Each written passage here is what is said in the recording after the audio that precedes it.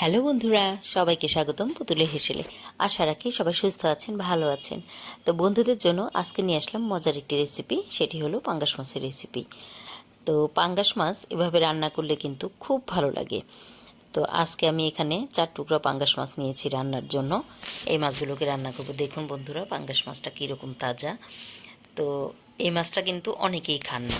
তো যারা খান না তাদের বিষয়টা তো একেবারেই আলাদা। আর যারা পছন্দ করেন আমার মতন, তাদের জন্য হয়তো রান্নাটা। তো আমি কড়াইতে তেল গরম করে এর মধ্যে আমি একটা তেজপাতা আর পাঁচফোড়ন ফোড়নে দিলাম। পাঁচফোড়নটা ফুটে যখন ভালো গন্ধ বের হয়েছে তখন আমি এর মধ্যে দিয়ে দিলাম কুচি করা পেঁয়াজ। তো পেঁয়াজটাকে এভাবে আমি মিডিয়াম আঁচে আস্তে আস্তে একটু ভেজে নিব। তো একদম লাল লাল করে ভাজবো না, তো একটু রঙটা পরিবর্তন হওয়া পর্যন্ত ভাজবো। তো এর মধ্যে আমি একটু লবণ আর একটু হলুদের ছিটা দিয়ে দিলাম রঙটা আসবার জন্য। হলুদটা না দিলেও হয়। তো এই যে দেখুন, পেঁয়াজ মোটামুটি আমি একটু ভেজে নিয়েছি, কাঁচা গন্ধটা চলে গিয়েছে, রঙটাও পরিবর্তন হয়ে গিয়েছে পেঁয়াজের। এই সময় এর মধ্যে আমি দিয়ে দিচ্ছি আদা বাটা, হলুদ গুঁড়ো, মরিচ গুঁড়ো। তো এখানে মরিচের গুঁড়োটা আমি একটু কম ব্যবহার করেছি। দিয়ে দিচ্ছি ধনে গুঁড়া, আর এখানে দিয়ে দিলাম জিরা গুঁড়া। এটার মধ্যে জিরা বাটাও আপনারা ব্যবহার করতে পারেন, কিন্তু আমার কাছে জিরা বাটা নেই আপাতত, এই জন্য আমি জিরা গুঁড়া ব্যবহার করেছি। তো এখন আমি মশলাগুলোকে খুব ভালোভাবে কষিয়ে নেব। তো মশলাটা একটু ভালোভাবে কষানো হলে তরকারির গন্ধটা, টেস্টটা কিন্তু অন্যরকম আসে। তো দেখুন, এই যে মশলা কষানো হয়ে গিয়েছে। তো এখন আমি যেটা করব, এর মধ্যে আমি লাউ দিয়ে দিচ্ছি। লাউগুলোকে আমি একটু বড় বড় করে কেটে নিয়েছি। লাউটা খুব পরিমাণে কচি ছিল, তবে আমি মাছ দিয়ে রান্না করলে সাধারণত লাউটা একটু বড় করেই কাটি, তো খুব বেশি ছোট আমি করি না। তো লাউটাকে এভাবে মশলার সঙ্গে ভালোভাবে কষিয়ে নিব, যেন লাউয়ের ভিতরে মশলার গন্ধটা খুব ভালোভাবে ঢুকে যায়। দিয়ে দিচ্ছি আর একটু লবণ। লবণটা পরিমাণ মতো একদমই বুঝে দিতে হবে, যেহেতু আমি আগে একবার লবণ ব্যবহার করেছি। আর এখানে দিয়ে দিচ্ছি আমি কাঁচামরিচ।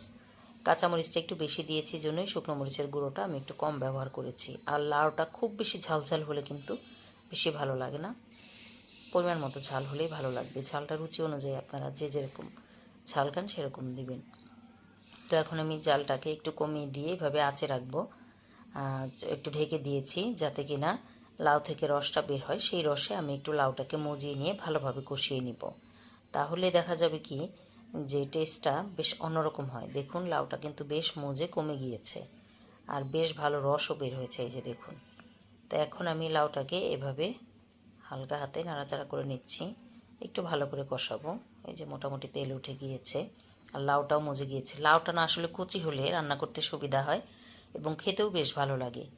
আর লাউয়ের তরকারি তো আমাদের পেটের জন্য অনেক ভালো, শরীর ঠান্ডা রাখে, পেট ঠান্ডা রাখে। যাদের অ্যাসিডিটি প্রবলেম তারা কিন্তু নিশ্চিন্তে লাউ খেতে পারেন। তো এখন আমি পরিমাণ মতন ঝোল দিয়ে দিলাম সিদ্ধ হবার জন্য। তো মোটামুটি লাউ অর্ধেক সিদ্ধ হয়েই গিয়েছে। তো এখন একটু দেখি ঢাকনাটা তুলে কী অবস্থা।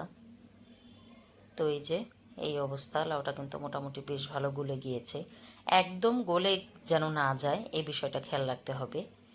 তো গলে গিয়ে একদম মিলিয়ে গেলে কিন্তু ভালো লাগবে না, তো একটু আস্তে আস্তে থাকবে, ব্যাপারটা হলে ভালো হয়। তো এখন আমি এই ঝোল ঝোল থাকা অবস্থাতেই মাছের টুকরোগুলোকে দিয়ে দিয়েছি। মাছটা কিন্তু আমি ভেজে নিয়েছি, সেটা কিন্তু আপনাদেরকে দেখাইনি। মাছ ভাজাটা আমার দেখাতে খুব বেশি ভালো লাগে না। মাছ ভাজা আর দেখানোর কি আছে, মাছের মধ্যে হলুদ লবণ একটু মাখিয়ে নিয়ে ভেজে নিয়েছি।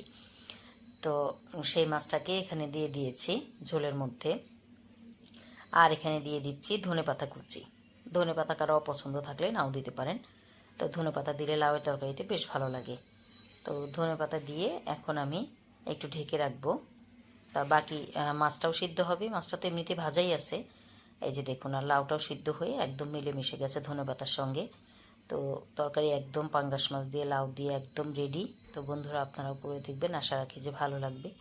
যদি ভালো লাগে তাহলে ছোট্ট করে একটা লাইক দিবেন, কমেন্টস করবেন, আর প্লিজ আমার চ্যানেলের সাথে থাকবেন। তো বন্ধুরা, সবাই সুস্থ থাকবেন,